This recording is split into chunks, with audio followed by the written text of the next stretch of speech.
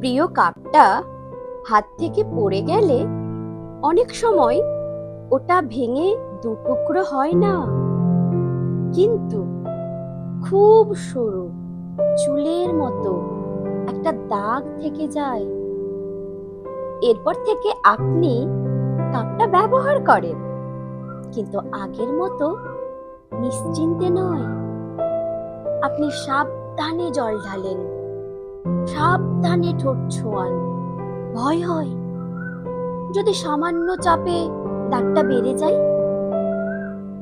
বিশ্বাসও ঠিক এমনই।